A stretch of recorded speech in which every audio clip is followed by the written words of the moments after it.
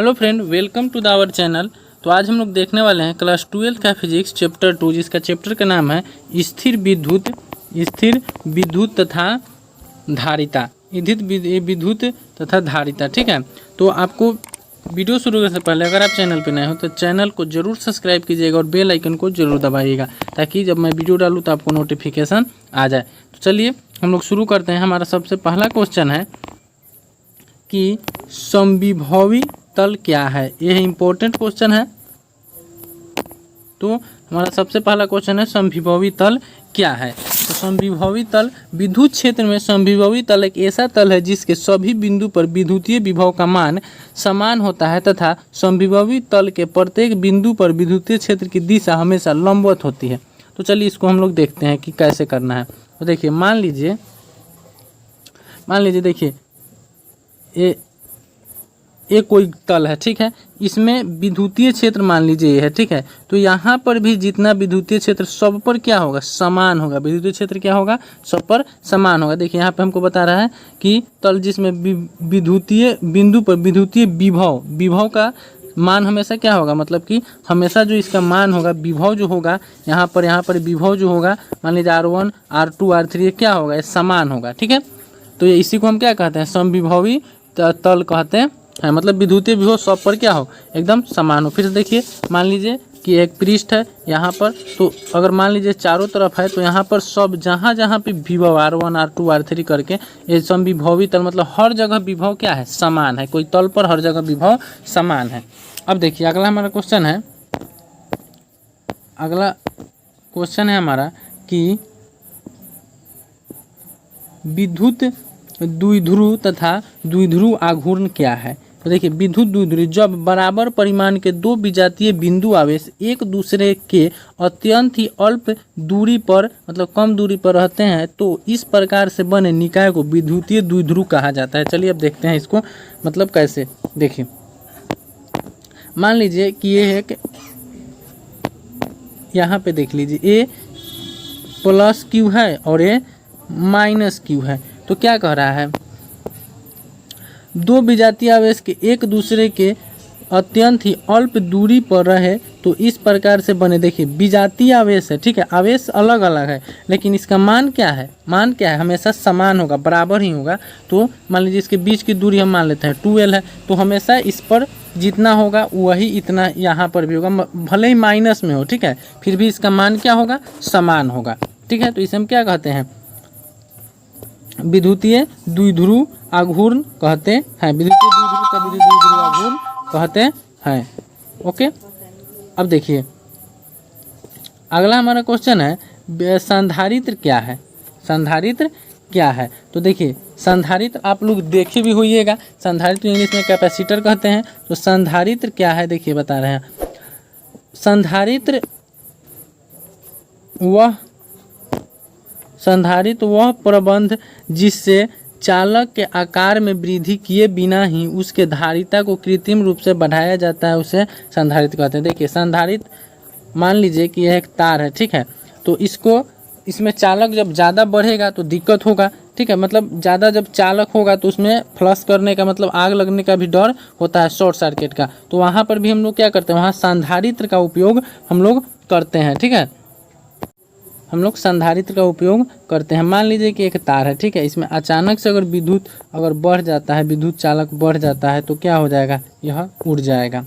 आप लोग घर में अगर आपको भुकिया लाइट हो, मतलब क्या बोलते हैं उसको, लड़ी उड़ी झालर लाइट जो होता है दिवाली के समय, उसमें आपको जो ये होता है ना, क्या बोला जाता है उसको, मतलब RGB लाइट जो होता है, उसमें देखिएगा जो डिब्बी रहता है, उस डिब्बी के अंदर जब किट में देखिएगा कैपेसिटर होता है। कैपेसिटर ऐसे होगा लम्बा, देखिए ऐसा होता है कैपेसिटर, यहाँ पे दो इसमें ऐसा लगाया होगा, तो इसी को हम लोग क्या कहते हैं, कैपेसिटर। मतलब उसकी प्रबंधक की आकार को बढ़ाए, चालक तार के आकार को बढ़ाए बिना ही हम उसको कृत्रिम रूप से, देखिए बनाए हुए कि उसकी धारिता को कृत्रिम रूप से हम लोग क्या सकते हैं, कृत्रिम रूप से बनाया जा सकता है। ठीक है, या बढ़ाया जा सकता होगा।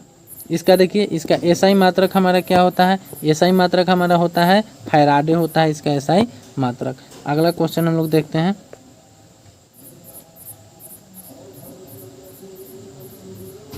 देखिए संधारित्र की धारिता, ठीक है, संधारित्र की धारिता। तो संधारित्र की धारिता संख्यात्मक रूप से आवेश का वह परिमाण है जिससे संधारित्र की संग्राहक पट्टिकाओं पर देने से संग्रह और संग्राहक पट्टिकाओं के बीच एक विभव उत्पन्न हो जाता है। संधारित्र की विद्युत धारिता संख्यात्मक रूप आवेश का वह परिमाण है जो जिसमें संधारित्र की संग्राहक मतलब संधारित्र को जो संग्राहक पट्टिका होता है पर देने से संग्राहक और संग्राहक पट्टिकाओं दोनों के बीच का विभव क्या हो जाता है, विभव बढ़ जाता है। तो चलिए आई होप संधारित्र की धारिता आपको समझ में होगा। इसका देखिए, इसको हम लोग सी भी, संधारित्र की धारिता बराबर होता है Q बटा में V, ठीक है, Q बटा में V। आगे आप लोग देखिए, अब संधारित्र के प्रकार देख लेते हैं। तो संधारित्र के प्रकार, संधारित्र, तो हमारा क्वेश्चन है कि किसी संधारित्र की धारिता किन बातों पर निर्भर करती है, ठीक है। तो चलिए हम लोग देखते हैं किन बातों पर निर्भर करती है। पहला हमारा बोल रहा है कि पट्टिकाओं की सतह पर निर्भर करता है, पट्टिकाओं की सतह पर। तो देखिए, जब पट्टिका जितनी बड़ी होती है संधारित्र की धारिता उतनी ही अधिक होती है। अगर पट्टिका बड़ी होगी, पट्टिका क्या होगी, बड़ी होगी, ठीक है, पट्टिका बड़ी होगी तो संधारित्र की धारिता उतनी ही अधिक होगी। धारिता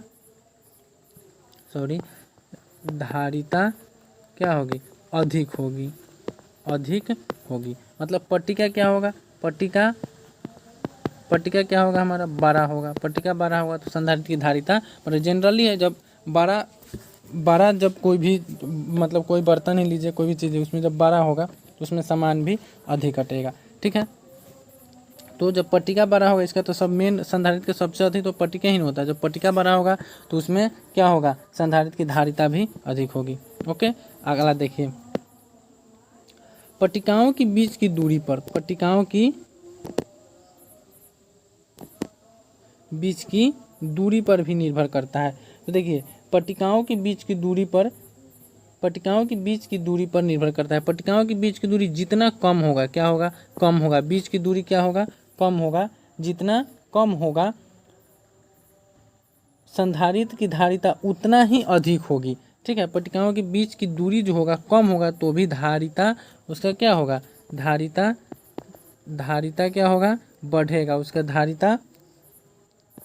धारिता क्या होगा, बढ़ेगा। धारिता क्या होगा, बढ़ जाएगा, ठीक है। पट्टिकाओं के क्या हो, बीच की जब दूरी कम होगा तो बढ़ जाएगा और बीच की दूरी बढ़ जाएगा तो वह घट जाएगा, ठीक है। उसके बाद आप लोग देखिए, दे रहा है पट्टिकाओं के बीच परावैद्युत माध्यम की प्राकृतिक पर, मतलब पट्टिकाओं के बीच परावैद्युत माध्यम का मान जितना अधिक होगा, परावैद्युत माध्यम का मान जितना अधिक होगा, मान लीजिए अभ्रक उभ्रक से परावैद्युत पदार्थ जितना अधिक होगा विभवांतर उतना ही कम होगा। देखिए, पट्टिकाओं के बीच माध्यम, परावैद्युत माध्यम की प्रकृति पर, मतलब वह परावैद्युत माध्यम जितना अधिक होगा विभवांतर उतना ही कम होगा, ठीक है। पहला इसका हो जाता है हमारा कितना कि C बराबर 1 बटा में D होता है, ठीक। उसके बाद हो जाता है हमारा C प्रोपोर्शनल इलिप्सन हो जाता है, ठीक है। और ऊपर जो है यहाँ पर देखिए, यहाँ पर हमारा हो जाएगा पट्टिकाओं की सतह पर। तो पट्टिकाओं की सतह पर हमारा हो जाएगा C प्रोपोर्शनल R,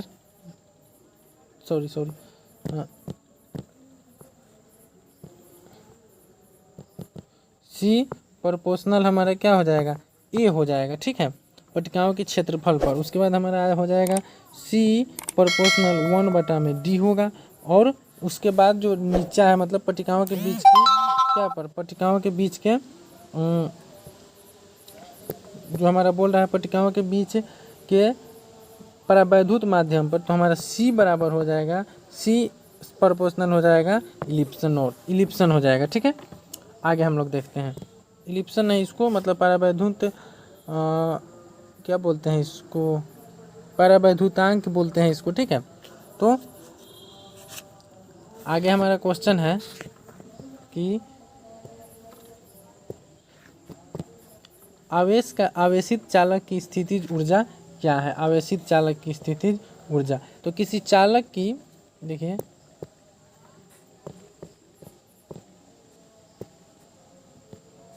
किसी चालक की स्थितिज ऊर्जा उस कुल कार्य से मापी जाती है जो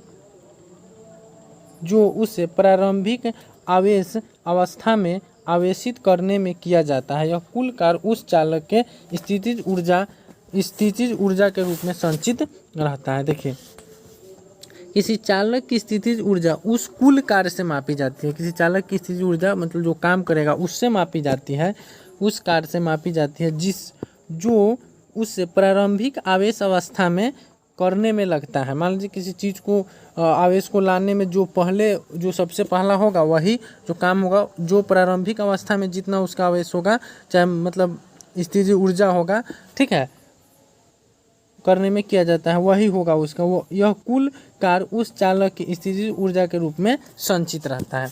तो यह कुछ क्वेश्चन था आप लोग के इंपॉर्टेंट क्वेश्चन। तो आई होप आपको ये वीडियो अच्छा लगा। अगर अच्छा लगा वीडियो तो चैनल को जरूर सब्सक्राइब कीजिए, ज़्यादा से ज़्यादा शेयर कीजिएगा। और फिर मिलते हैं एक नए वीडियो में, तब तक के लिए जय Hind. Thank you for watching.